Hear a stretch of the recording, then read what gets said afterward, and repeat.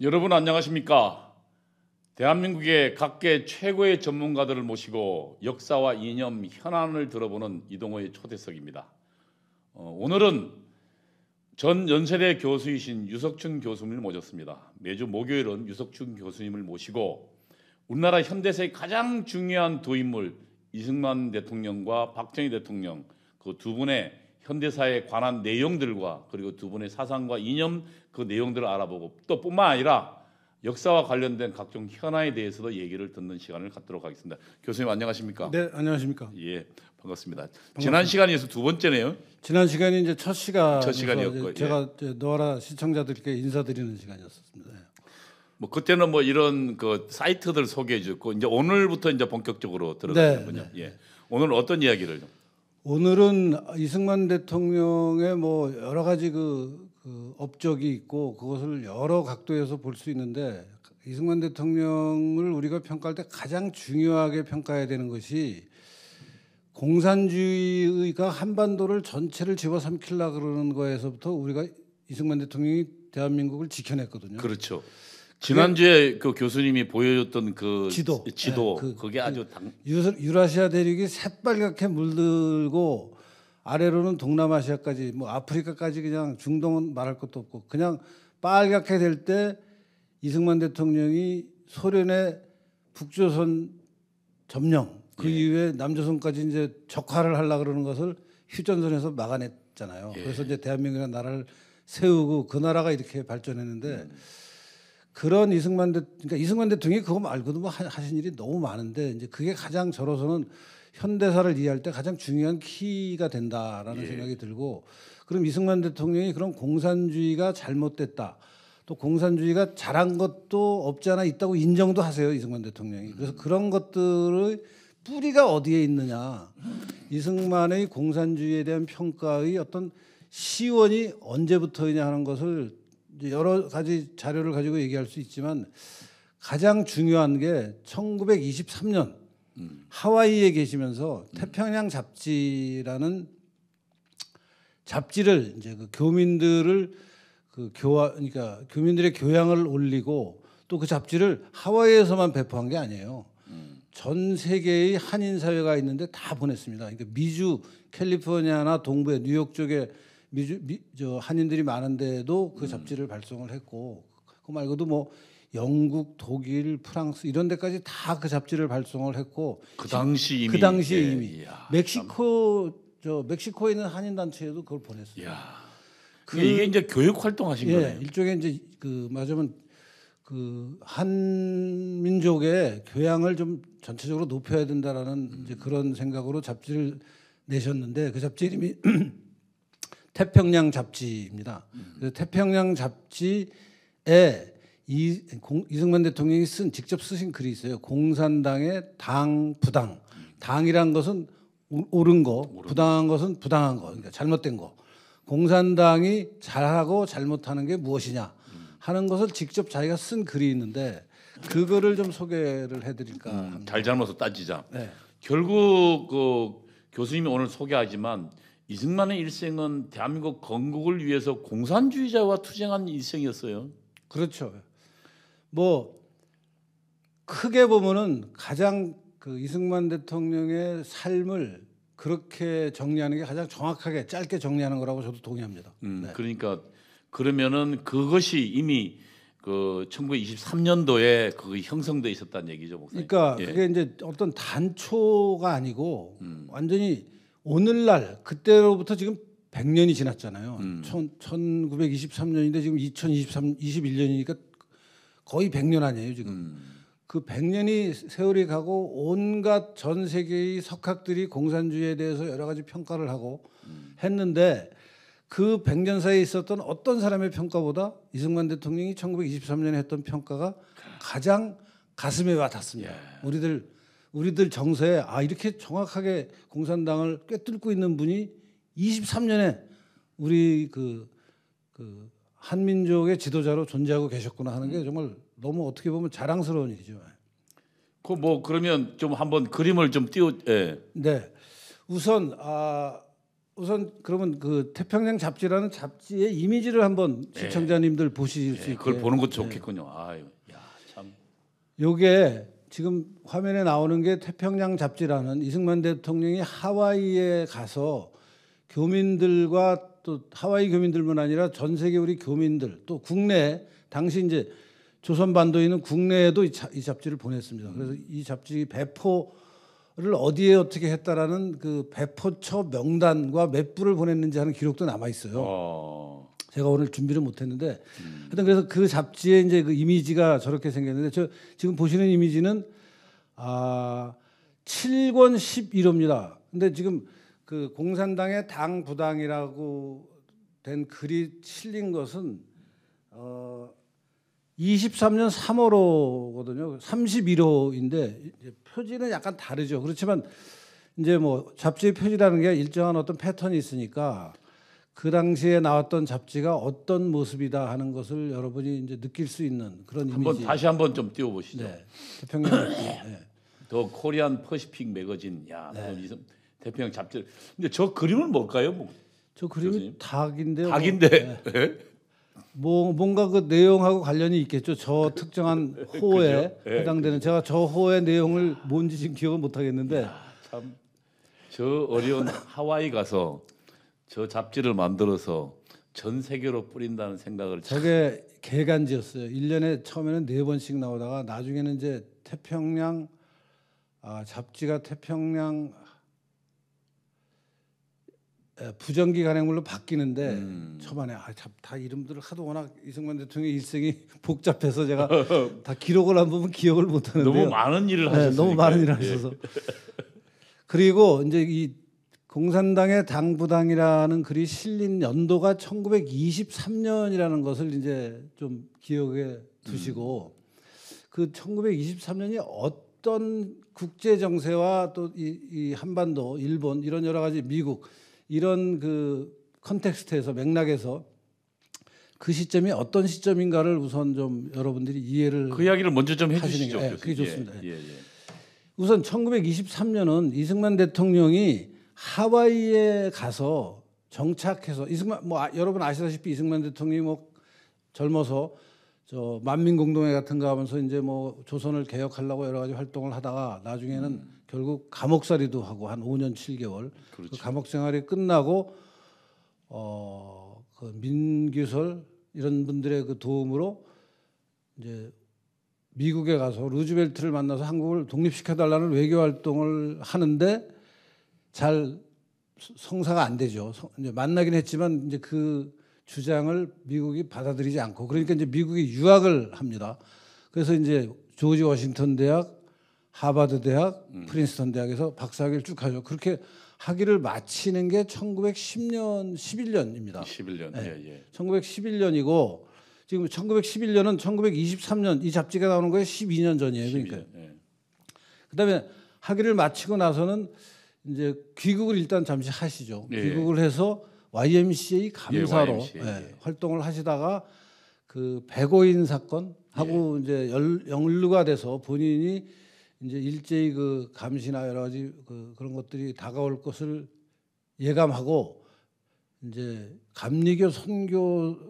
감리교단의 도움을 받아서 선교사들 도움. 미니아폴리스에서 개최되는 전 세계 감리교 교회 대회가 있나 보더라고요.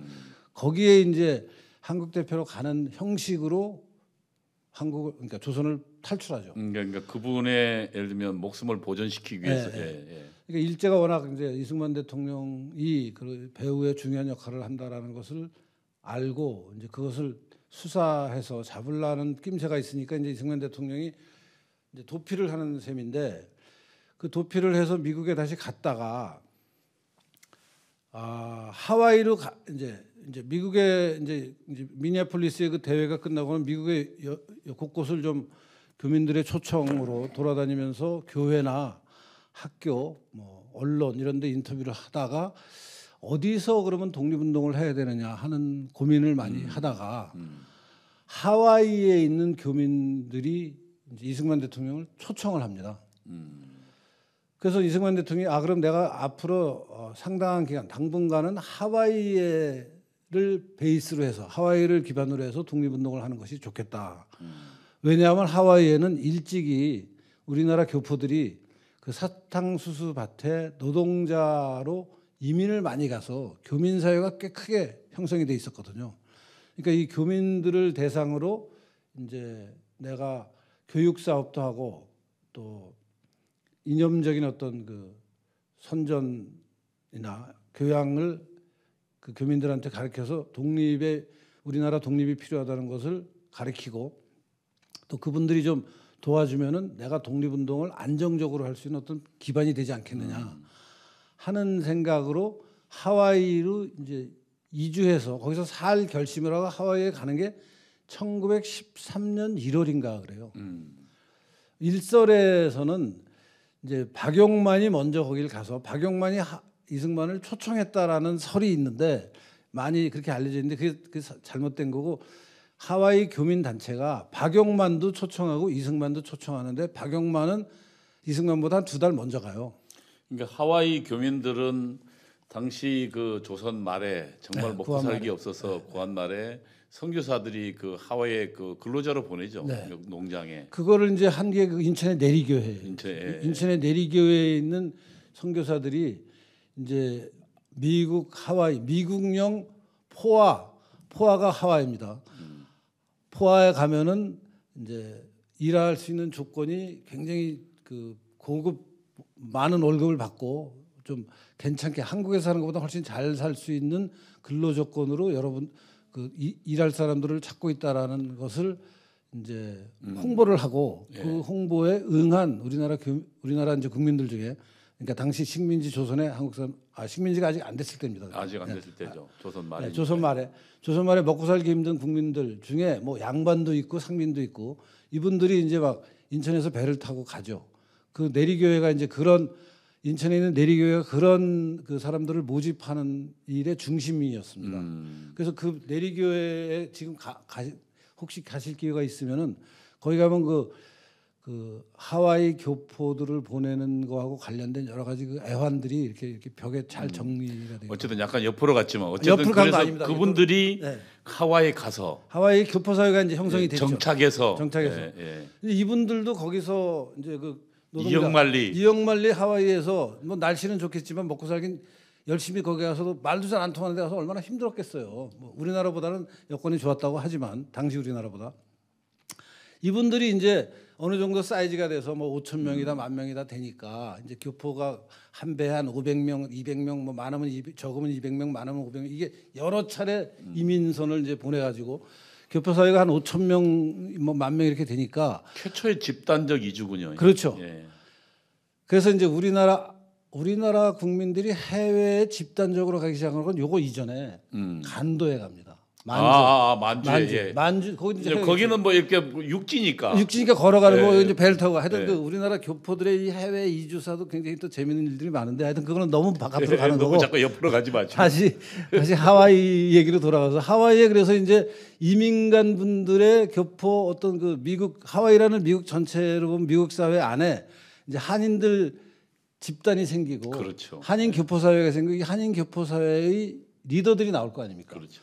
뭐 거기도 이제 그 선교가 계속돼서 기독교로 기독교로 신앙을 바꾼 분들이 이제 하와이 교포 사회의 중심이 되고. 그렇죠. 왜냐하면 교회에서 추천해서 보냈을 테니까요. 당연히. 그래서 이제 그때는 그 감리교인들이 많았습니다. 하와이에. 그러니까 한국에 최초에 들어온 그 선교사가 감리교 아펜젤로 목사, 예, 그다음에 장로교 언더우드인데 예, 아펜젤로 목사가 굉장히 활동을 많이 하셨죠. 예. 그래서 이제 그 교포 사회에서 우리 교포 사회를 이끌 한인 지도자를 어떤 분들을 모시는 게 좋으냐. 그래서 뭐 이제 하와이 안에 있는 분들 중에는 자기들 중에 이제 좋은 분들이 나왔고 우리들만 갖고는 좀 모자라니까 미국이나 어디 해외에서 활동하는 분 중에 괜찮은 분들이 누가 있냐 해도 찾아봤더니 이제 박용만도 등장하고 이승만도 등장하고 뭐 안창호 이런 사람들이 다 거론이 됐겠죠 그때. 그래갖고 이제 다들 하와이에 오시면은 우리를 좀 지도하는 역할을 하시면서 여기서 교포들도 많고 하니까 여러 가지 사업을 하면은 좋지 않겠느냐 하는 제안이 있었고 그 제안에 박용만도 응하고 이승만도 응해서 왔는데 이승만과 박용만은 처음에는 굉장히 가까운 호영호재하면서 실제 이승만과 박영만은 감방 동기예요. 그렇죠. 그 한성 감옥에 그 국사범으로 있을 때 감방에서 같이 감옥 생활을 했던 사이니까 얼마나 가까웠겠어요. 그래서 그 두 사람이 한 사람은 미국 가서 이제 아까 얘기한 이승만의 루트로 공부를 했고 박영만은 어디더라 네브라스카에 그 군사훈련 그러니까 네브라스카에 있는 대학에 들어가서 거기서 ROTC 훈련을 받았습니다. 박영만이. 그래서 ROTC 훈련을 받으면서 군사 교육을 좀 받게 돼서 이제 박영만은 그 무장 투쟁을 하자라는 게 이 군사 교육 받은 거하고 연결이 돼서 이제 계속 그 미국 사회의 독립운동 노선 중에 박영만의 무장 투쟁론이라는 게 이제 계속 주장을 하고 나중에 이승만이랑 굉장히 갈등하게 됩니다. 결국 갈등하죠. 이승만은 무장 투쟁은 하와이에서는 맞지 않다고 혹시 만주 같은 데서는 할 수 있는지 몰라도 어떻게 미국 사회에서 무장 투쟁을 일본이랑 무장 투쟁을 하겠다는 걸 미국에 지금 군사 학교를 만들어서 거기서 군사 훈련을 시켜서 일본 사람을 죽이자 그러면 미국 정부가 가만 놔두겠냐? 그 곤란하다. 하여튼 근데 그런 나중에의 갈등이 이제 씨앗이 뿌려지는 게 이 하와이에 이제 이민 가서 이승만 대통령을 초청했을 때 박영만과 이승만을 같이 초청하면서 처음에는 협력 관계지만 나중에 그 갈등 관계로 가는 단초가 마련이 됩니다. 아무튼 그래서 1913년에 이승만 대통령이 1913년에 이승만 대통령이 하와이에 가고 이제 정착하는 거죠. 정착을 해서 10년 후에 쓴 글이 23년에 나온 이 태평양 잡지에 실린 공산당의 당부당이에요. 그러니까 이제 다른 말 이제 그러고 나서 이승만 대통령은 1919년에 3.1운동이 나고 나서 저기 상해 임시정부가 쓰잖아요. 임시정부가 통합이 돼서 이제 10월달에 1919년 10월달에 통합 임시정부의 대통령으로 추대가 돼서 하와이인 이승만이 그럼 내가 대통령을 하겠다 하고 대통령으로 갑니다. 그게 1919년 12월이고 실제 도착하는 건 1920년 초인가 그래요. 그래서 거기서 대통령을 하는데 임시정부의 대통령을 하는데 한 6개월 하면서 임시정부 안에 온갖 갈등들이 뭐 싸우고 지지고 볶고하는 게 터지고 그 갈등의 기본축은 그 당시 임시정부 안에 있는 공산주의와 공산주의와 이제 이승만 같은 자유민주주의자들의 갈등이 한 축으로 기본이 있고 그 갈등에 뭐 돈 문제, 지역 문제 뭐 온갖 이제 그 문제가 생기면서 이승만을 결국 그 무슨 위임 통치 청원을 했다고 해서 이제 시비를 걸어가지고 이승만을 결국 나중에 탄핵을 시키죠. 25년인가 뭐. 그 탄핵하는 절차도 굉장히 길고 지루해서 짜증이 나죠. 그거 보고 있으면은 아니 해외에서 독립운동하면서 지네끼리 이렇게 싸울 필요가 있냐는 생각이 들 정도로. 저도 그 공부하면서 정말 짜증. 이전 구투를 하는데 이승만 대통령이 그러니까 다시 한번 정리를 하면은 하와이에 1913년에 왔다가 1919년 10월에 상해 임시정부의 임시 대통령으로 이제 이승만이 해달라고 안 가냐. 자기들이 이승만을 모신 거예요. 이승만이 그래서 이제 거기에 응해서 하와이 상해로 가서 임시 대통령을 하다가 임시정부의 대통령을 하다가 이제 너무 싸우고 지지고 그냥 떠나버리죠. 떠나서 다시 하와이에 오는 게 20년 중반인가 20년 후반. 그러니까 하와이의 정착을 이제 그 임시정부 활동에 상처를 많이 내상을 많이 입죠. 이게 간단한 일이 아니구나 하는 생각을 그러니까 하시면서 처음에는 뭐 정말 조국 독립을 위해서 뭔가 좀 해보자고 갔다가 그래서 그냥 내부 갈등에 특히 공산주의자들 도전에 엄청 상처를 입고 마음의 갈등을 입는 거죠. 이제 하와이에 돌아와서 그러니까요. 이제 교민들을 상대로 이대로는 안 되겠다. 역량을 키우자. 외교 독립 노선을 이제 우리가 필요할 때 세계 정세가 바뀌는 거에 따라서 우리가 독립을 하려면은 세계 여론을 바꿔야 된다. 그 여론을 바꾸려면 이제 나 같은 사람, 교육받은 이승만 대통령 같은 사람, 같이 교육받은 사람은 언론에 기고를 하고 해외 지도자들하고 만나서 이 조선반도의 상황, 일본의 상황을 설명을 하고 일본이 무엇을 잘못했는지 설명을 하고 그런 것들을 통해서 외교 독립을 하자라는 이제 생각을 하면서 전념으로 글을 쓰기 시작하고 출판하기 시작한 게 태평양 잡지라는 잡지예요. 그래서 이 태평양 잡지는 사실 이승만 말고 다른 필자들이 글을 쓰지만 이승만 혼자 잡지 하나에 막 글을 2편, 3편씩 써요. 그래서 별의별 재밌는 글들이 많아요. 이승만 대통령이 그 당시 쓴 글들을 보면 정말 재밌는 글들이 많이 있는데 아무튼 1923년 이승만 대통령이 독립운동을 하면서 하와이에서 교민들과 함께 장차 다가올 독립을 준비하는 중요한 이제 결심을 하고 그 전력을 다해서 교민들하고 힘을 합쳐서 활동할 때 나오던 글이었고 교육 운동을 교육 하는 운동. 때는 예. 또 다른 맥락은 민족을 일깨우기 위해서 또 다른 맥락은 이제 세계적인 맥락을 하나 살피셔야 돼요. 이게 이제 너무 서론이 긴데. 아이 그래도 뭐 오늘 중요한 얘기입니다. 공부하는 김에 그냥 당장 텍스트만 공부하는 것보다는 이게 굉장히 중요합니다. 세계사적으로 보면은 이 1923년이 언제냐?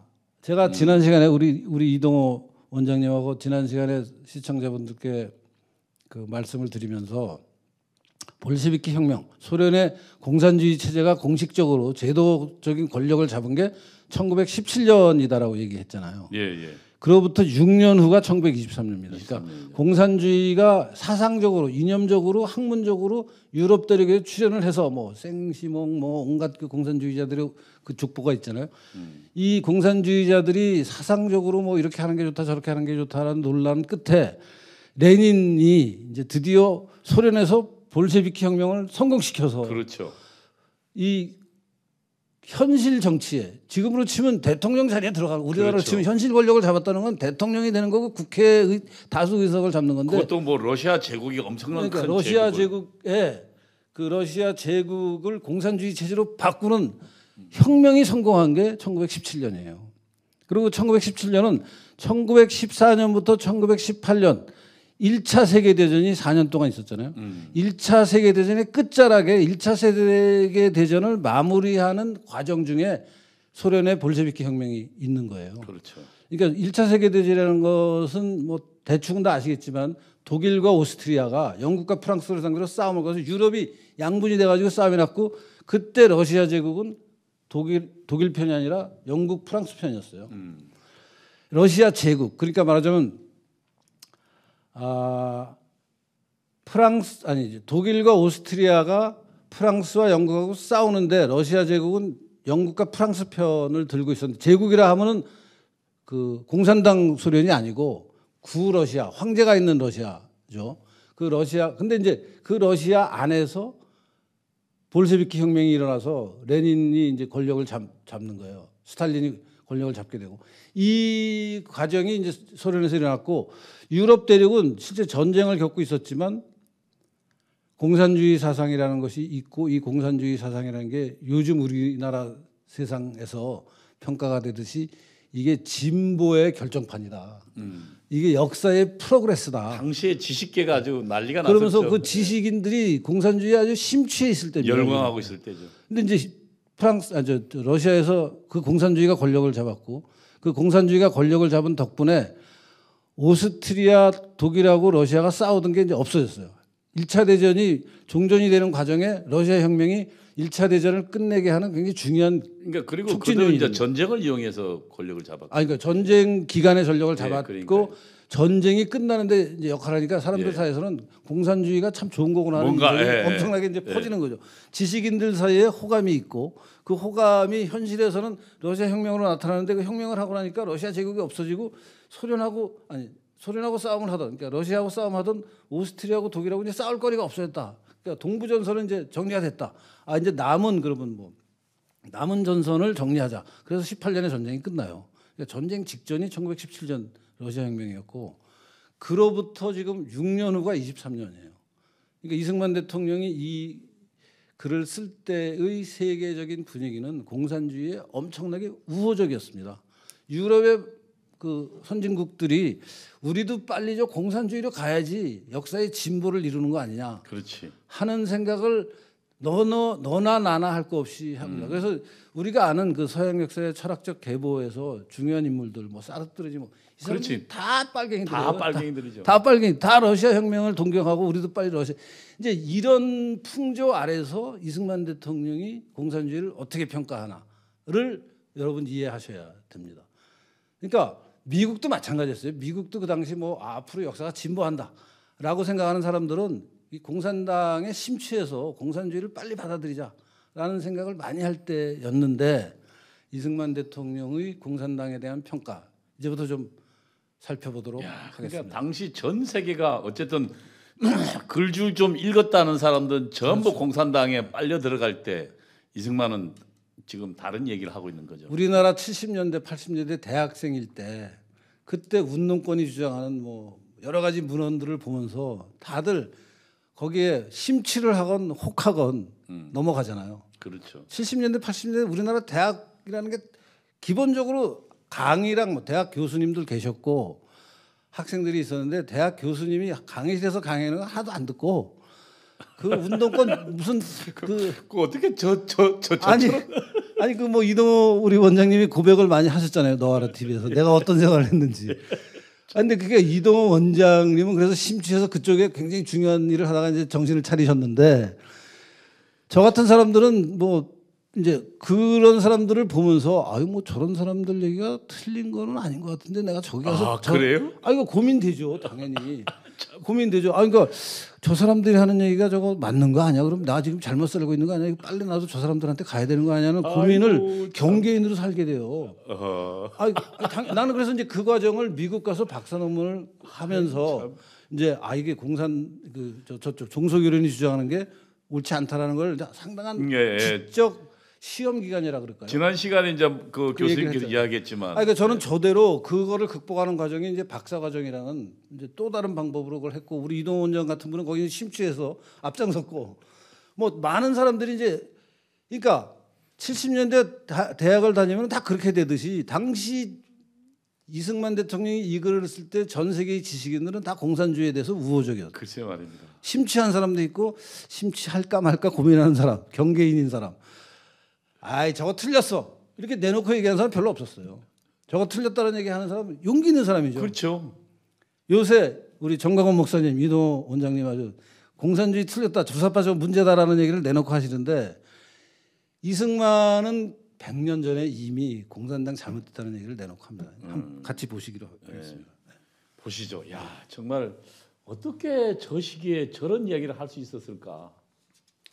그 잡지의 이미지를 한번 그거 한번 보여주시죠.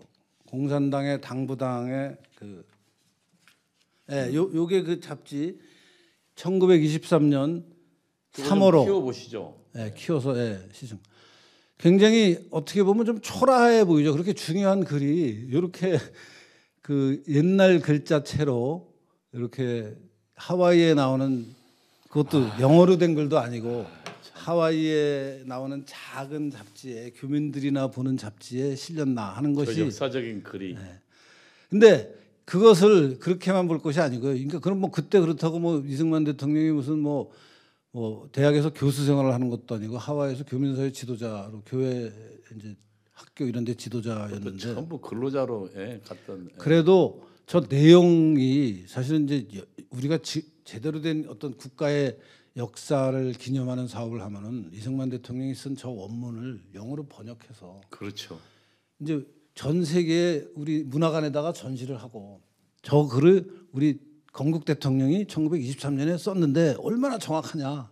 할 일이 많네요. 공산당에 관해서 공부하고 싶은 사람은 이승만을 공부해라. 뭐 이렇게 나가야 되는 건데 이것을 이승만을 파멸을 한다 난리를 치면서 지금 뭐 이게 말이나 되는 얘기입니까? 하여튼 그래서 저 이미지를 보시면은 순 한글로 공산당의 당 부당 이렇게 써 있고 이제 조금만 제가 확대를 조금만 더 해주실래요? 시청자들도 화면을 보면서 읽게. 공산당주의가 이게 이제 옛날식 말투라서 글씨도 저렇게 썼습니다. 이 20세기의 나라마다 사회마다 안이 전파된 곳이 없어. 혹은 공산당이라 사회당이라 무정부당이라 하는 명목으로 극렬하게 활동하기도 하며 혹은 자유권, 평등권의 명의로 부지중 전염하기도 하여 전제 압박하는 나라에나 공화 자유하는 백성이나 그 풍조의 촉감을 받지 않은 자 없도다. 야, 이미 저때 요새하고 똑같은 상황이 벌어지기 난리였군요. 그러니까 전 세계에 공산당이 뭐 자유평등이라는 이름으로 일종의 쉽게 사기를 쳐서 사람들한테 접근하는데 그것 때문에 공화 자유하는 나라나 공화 자유는 이제 오늘날 자유민주주의. 네, 자유민주주의. 전제 압박하는 나라, 전체주의, 사회주의, 전체주의 이런 나라들에서 다 저 사조의 영향을 받고 있어서 내가 이 문제에 대해서 좀 진단을 하겠다라는 도입이죠. 그래서 지금 이제 보신 거는 원문의 이미지를 한번 보신 거고, 제가 요새 우리말로 번역한 게 그 파일의 앞에 있잖아요. 그거 좀 확대해서 보여주실래요? 원문은 좀 보기는 어려우니까요. 네. 이런 게 있다는 걸 여기 한 3페이지 분량입니다. 예, 요걸 좀 확대해서 글자가 좀 조금만 더. 조금 더 키워줘도 되겠네. 됐습니다. 네, 고맙습니다. 지금 그래서 첫 문단이 이제 아까 제가 원문을 읽은 그거입니다. 다시 한번 읽어보면, 공산당주의가 20세기에 나라마다 사회마다 전파되지 않은 곳이 없어 혹은 공산당이나 사회당이나 무정부당, 요새 아나키즘 얘기도 하잖아요. 무정부당이라는 이름으로 극렬하게 활동하기도 하고 혹은 자유권이나 평등권의 이름으로 부지중 전파되기도 하여 전제 압박하는 나라, 전체주의 나라나 공화 자유, 자유민주주의하는 백성도 그 풍조의 영향을 받지 않은 자가 없도다. 그래서 이제 쭉 공산당에 대해서 설명을 합니다. 그래서 공산당주의도 여러 내용이 있어서 쭉 말이 나오는데요. 그건 넘어가고, 쭉 내려가다 보면 공산당이 합당한 거, 그러니까 부당한 게 아니고, 이거 첫 페이지에 있습니다. 너무 내려가지 마세요. 부당한 거는 나중에 지금 하고, 더 위로 올라가서 더 조금만 올라가 주세요. 더 올라가 조금만. 거기 끝에 보면 우선 그 합당한 것을 먼저 말하고자 한다. 그래서 공산당주의 중에 우리가 받아들일 만한 게 있다라는 설명을 해요. 그래서 인민의 평등주의다. 그러니까 이제 사람들이 다 평등해야 된다라는 원론을 공산주의가 얘기하고 있는데 그것은 들을 만하다. 그래서 이제 설명을 합니다. 옛적에는 우리나라 얘기죠. 사람을 반상, 양반하고 상민으로 구별하여 반은 귀하고 상은 천함으로 반은 의뢰의 부하고 양반은 부자가 되고 상민은 의뢰의 가난하고 서로 바뀌지 않도록 구분하여 방한, 못하게 하는 범위를 정해 놓고 뭐 이런 얘기들이 잘못된 거다. 노예를 만든 조선사의 얘기죠. 조선사회. 그다음에 뭐 이제 서양으로 가면 뭐 종으로 노예로 이런 거 없애야 된다. 그래서 이제 프랑스 혁명이나 미국 공화제 같은 게 그런 걸 없애서 공산주의 중에서 사람이 평등하다 하는 얘기는 맞는 얘기다. 다음 패러그래프에 나와 있네요. 이와 같이 여러 천년을 살아오다가 다행히 프랑스 혁명과 미국 공화제 이후 세상이 비로소 변하여 반상의 구별을 혁파하고 노예의 매매를 법률로 금하였으니 이것은 서양 문명의 사상이 발전된 결과로서 만세 인류의 무고한 행복을, 그러니까 다시 말하면 미국 혁명이나 프랑스 혁명에 대한 그 의의를 지금 설명하고 있는 거죠. 그러니까 이제 공산주의 안에도 저런 요소들은 우리가 받아들일 수 있다. 저건 공산주의가 한 게 아니죠. 그러니까 저거는 인류 보편의 가치인데 이제 공산주의도 그거를 한 자락 걸치고 있으니까 공산주의라는 전체 틀에서 보면 그거 걸친 거는 잘한 거다. 이런 얘기를 하는 거예요. 그리고 이제 문제로 내려갑니다. 그래서 쭉 내려가서 보면은 공산당주의 중 부당한 것을 논의하면 다음과 같다 하는 5가지가 나와요. 여기 이제 요게 대단하더라고요. 압권입니다. 요거는 좀 우리 이동호 원장님 목소리도 좋으시니까 좀 천천히 읽어주시죠. 공산당주의 부당한 것을 논하면 다음과 같다. 제가 이거 보면 정말 감탄했습니다. 첫 번째, 재산을 나누어 가지자 하미니 모든 사람의 재산을 토지, 건축 등 모든 부동산까지 합하여 평등하게 나누어 차지하게 하자 하미니 이것은 가난한 사람은 물론 환영하겠지만 토지를 나누어 가진 후 게으른 사람들이 농사를 아니하든지 일을 아니하든지 하여 토지를 다 버리게 되면 어찌하겠는가. 야, 정말 대단한 짓. 요거 문재인 정부의 부동산 정책하고 딱 매치가 되면 뭐 100년 전에 이미 문재인의 문제를 지적하고 있어요. 그러니까요. 부지런한 사람들이 부지런히 일하여 게으른 가난장이를 먹여야 할 것이요. 야, 정말 이것도 마찬가지네요. 야, 정말. 요새 읽어도 틀린 말이 하나도 없습니다. 그러니까 가난장이는 차차 숫자를 늘려서 장차는 저마다 일 아니하고 얻어 먹이는 자가 나라에 가득할 것이다. 야, 참. 참. 이게 뭐 우리가 지금 문재인 정책의 문제점을 얘기할 때 똑같은 얘기하는 거 아니에요? 파퓰리즘 결국 저렇게 망했잖아요. 파퓰리즘 얘기하고 있는 거예요. 예. 그러니까 저러다가 망한 거다. 100년 전에 100년 전에. 정확하게 지적하고 계시죠. 그러니까 베네수엘라 저러다 망했고. 베네수엘라 뭐 두 예. 참. 번째도 좀 읽어주세요. 두 번째 좀 읽어볼까요? 네. 재밌습니다. 이거 읽어보면 예. 진짜 재밌습니다. 자본가를 없이자 하매니 네. 모든 부자의 돈을 합하여 공동으로 나누어 가지고 살게 하면 부자가 양반 노릇하는 패단은 막을 수 있겠지만 재정가, 기업인들의 경쟁이 없어지면 상업과 공업이 발달하기 어려우니 야 이거 정말 요새하고 똑같아요. 네, 사람의 지혜가 막히고 모든 기기묘묘한 기계와 연장이 다 스스로 폐기되어 지금 이용 후생하는 모든 물건이 다 진보하지 못하며 문명적 계명이 중지될지라 자본을 폐기하기 어려우니 새 법률을 제정하여 노동과 평등을 세력을 가지게 하는 것이 나을 터이다. 그러니까 자본가들을 없애고 분명히 없어진다는 얘기죠. 인류 발전, 경쟁이 없어지고 경쟁이 없어지면 새로운 창조가 안 나오고 그게 인류 문명을 진보하는 인류 문명이 발전한 걸 정지시키니까 망하게 된다는 거예요. 교수님, 저 이승만 대통령이 저 이론을 가지고 장관을 임명할 때 왜 그 일본의 아주 정통한 장관을 임명하면서 그분에게 이승만 박사가 한 얘기가 있더라고요. 소련은 기필코 망할 것이다.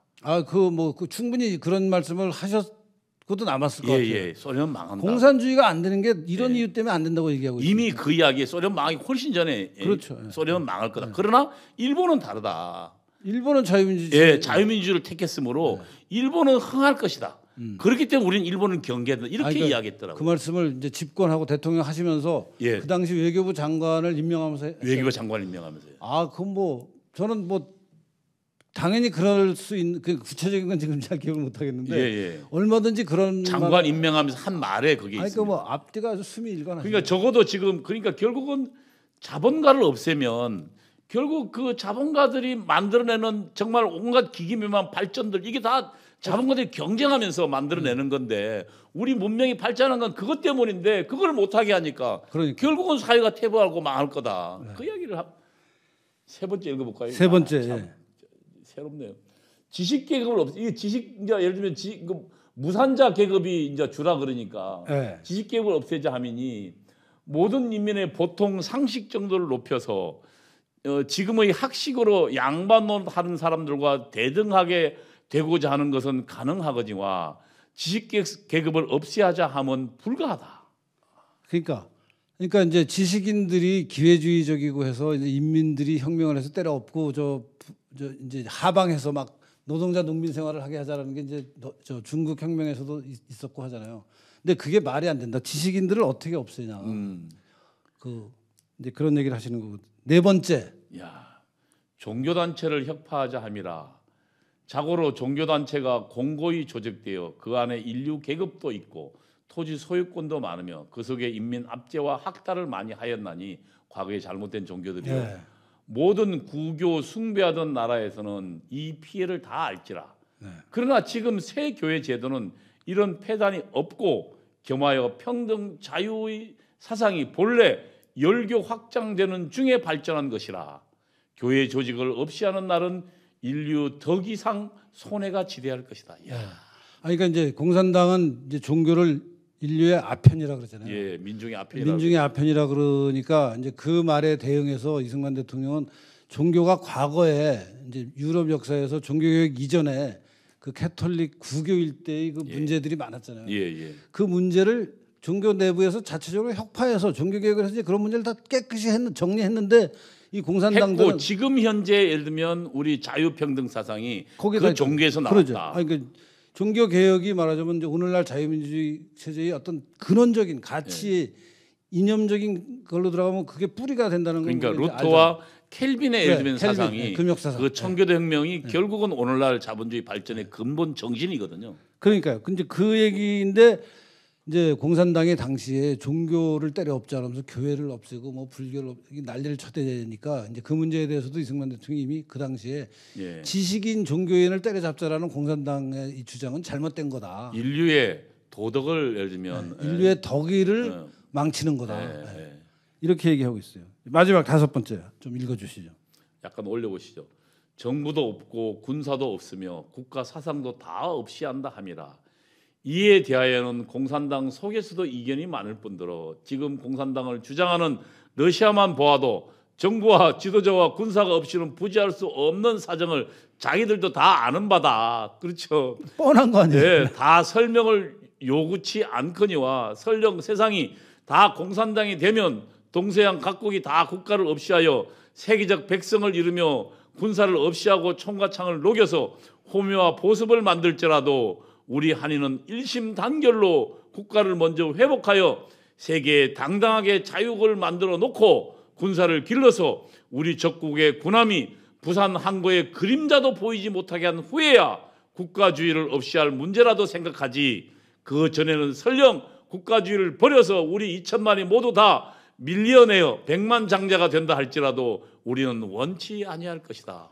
그러니까 무정부주의, 국가를 때려 엎자, 뭐 이 국가가 필요 없다 하는 이 이제 아나키즘으로 가는 공산주의, 공산당 사상, 뭐 이런 것들이 다 말도 안 된다. 소련 지네가 그 국가는 갖고 있고, 네, 국가 갖고 국가가 있고, 무슨 지배계급의 무슨 집행위원회다 그러면서 뭐 앞제비라고 다 없애야 된다 그러면서 지네들은 다 갖고 있으면서 네. 왜 다른 사람들한테 없애라 그러냐? 네, 거기에 일본도 군사 갖고 있고 다 있는 상황이 우리가 군사 갖고 없으면 망하고 지금처럼 망하지 않았냐 그 이야기죠 지금. 네. 그러니까 공산당이 선전선동하는 자기들의 주장에 사람들이 혹하는데 세계 여러 나라 지식인들 사이에서 그 혹하고 네. 있는데 이런 5가지 포인트를 보면은 이것을 전면적으로 받아들이는 것은 불가능하다. 다만 세상 사람이 평등하다라는 공산당의 주장이 있는데 그것은 옳은 거고 그것은 공산당만 그러는 게 아니라 우리 같은 사람들도 그런 생각하니까 그거는 뭐 공산당한테 넘어가지 마라 이 얘기를 하고 계시는 건데 다시 읽어봐도 가슴이 정말 뛰는. 공산당에 대해서 저 이상 되는 비판이 있을까라는 생각이. 아니 그러니까 요게 그리고 그 글의 전체예요. 사실 이 글이 이제 그렇게 길지도 않은 글이에요. A4 용지로 치면 2장 3장 나오는 글인데 세상에 이렇게 정확하게 핵심을 간결하게 정리한 이승만 대통령의 공산당의 당부당. 이거는 마치 박정희 대통령 시절에 만든 국민교육헌장을 전 국민이 다 외웠잖아요. 맞아요. 지금 우리 국민들이 그 박정희 시대에 그걸 뭐 무슨 저 독재 유산이라고 하면서 막 없애고 그러는데 저는 그걸 다시 복원해서 학교 과정에서 다 가르쳐야 된다고 생각하고 이승만 대통령은 여러 가지 문헌이 있지만 요 글을 국민들이 달달 외우게 예. 머릿속에 입만 열면 그냥 줄줄줄 따라. 그렇죠. 공산당 당부당 5가지 저기 왜 부당한지. 야 저건 정말 외워야. 공산당의 당부당과 국민교육헌장 이 2가지를 국민교육의 기본 텍스트로 삼아야 됩니다. 맞습니다. 우리 너아라 TV에서 좀 캠페인을 해주세요. 예, 그거 좀 하겠습니다. 야, 이건 길지 않은 길이라 공산당 당부당 아예 그냥 딱 적어서. 네, 명문입니다. 요 당부당을 좀 한짤로 만든 거 제가 좀 부탁드린 거 한번 화면에 좀 내보내 주실래요? 우리 작가, 예, 우리 그 작가 선생님 어디 가셨나? 예. 한자로 만든 게 있나요? 한짤로 만든 거 제가 아침 여기 있습니다. 예, 요거 예. 좀 크게. 아, 저거 좋네요. 예. 요거 마무리를 좀. 이거 어디서 만든 겁니까? 요게 이 뭐 저 때문인지 아닌지는 모르겠지만 하여튼 이승만 대통령의 공산당의 당부당에 관한 제가 홍보를 여러 매체에서 했습니다. 그랬더니 어떤 그 말하자면 인터넷 유저가 딱 정리를 이렇게 그림 하나로 이승만 대통령 이 모습과 태극기와 딱 5가지로 다시 한번 정리해 보겠습니다. 첫 번째, 공산당이 잘못된 겁니다. 첫 번째, 재산을 나누어 가지자. 그러면 게으른 가난뱅이가 늘어난다. 누가 일하겠습니까? 그러니까 지금 벌어지고 있는 일 아니에요. 다 그렇죠. 무상급식 받자고 지금. 두 번째, 자본가를 없애자. 지혜와 상공업 발달이 정지된다. 그러니까 사실은 자본주의 발전은 그런 경쟁. 시장에서 그런 경쟁을 통해서 국민들에게 예를 들면 그 필요한 것들을 공급하는 경쟁을 통해서 그 경쟁 이긴 사람이 그러니까 훨씬 더 좋은 것을 만들어내는 사람이 시장에서 승리하고 많이 가져가니까 다른 사람도 그것을 하기 위해서 더 노력하는 그렇죠. 과정에 경쟁이죠. 오늘날 우리가 지금 갖고 있는 스마트폰이나 아이패드 등을 가게 됐죠.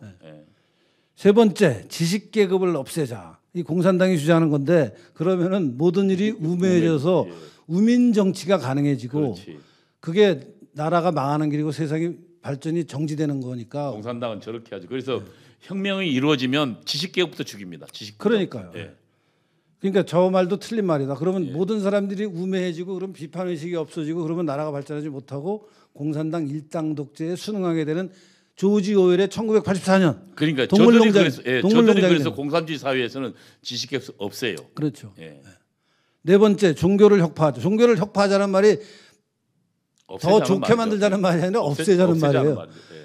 그러면은 맞으면 종교라는 게 인간의 기본적인 생활을 규율하는 디시플린을 가리키는 이게 데인데 이제 저게 좀 설명드리면 우리가 켈빈의 그 청교도 정신 같은 경우는 뭐냐면 내가 열심히 일을 하는 이제 일하는 것이 하나님이 준 거기 때문에 일을 열심히 합니다. 우선 그 다음에 거기서 결과 얻은 재산들이 하나님이 준 거기 때문에 함부로 쓰지 않아요. 그리고 그 재산을 이웃을 위해 봉사한 일에 씁니다.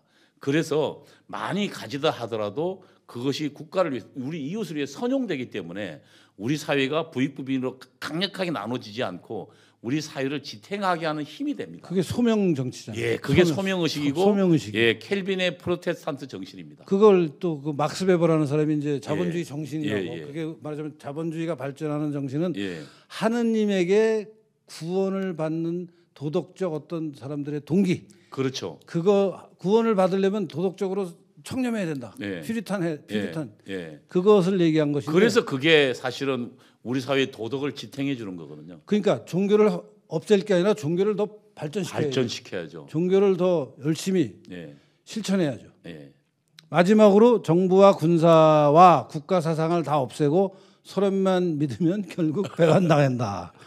참 이 짤을 만드신 분이 누군지는 모르지만 하여튼 정확하게 잘 정리를 해주셨고 우리는 이승만 대통령의 공산당의 당부당과 박정희 대통령의 국민교육 헌장을 국민교육의 기본 텍스트로 삼아야 됩니다. 우리 그것을 전부 자기 가슴에 다 외워야 됩니다. 예, 외워서 전부 달고 다녀야 되겠군요. 예. 야, 정말 그러니까 1923년에 이런 글을 교민들의 교양을 위해서 전 세계 교포들의 교양을 향상시키기 위해서 이런 글을 쓰고 이게 잡지가 이제 국내에 다 전달이 되고 합니다. 근데 그 당시에 국내에서 활동하던 예컨대 박헌영 같은 빨들이 이거 뭐 쳐다보긴 했겠어요. 그냥 뭐 앞서간 선각자는 항상 외롭습니다. 예, 그 너아라 TV 시청자 여러분, 오늘 유석천 교수님을 통해서 본 어떻습니까? 이승만 대통령의 공산당 당부당 유석천 교수님이 설명해 주셨지만 정말 암울한 시절에 그리고 독립운동을 한다면서 서로 각기 싸우고 특히 공산당의 그 정말 집요한 도전에 그 정말 시리에 잠겨 있던 이승만 박사가 국민을 계몽하지 않고서는 공립국가를 이룰 수 없다는 생각하에 태평양잡지를 만드시고 그리고 거기에 공산당 당부당이라는 논설을 만들어서 국민을 깨웠습니다. 대한민국 그냥 나온 나라 아닙니다. 저들의 목숨을 건 헌신과 노력 그것이 오늘날 대한민국을 만들었습니다.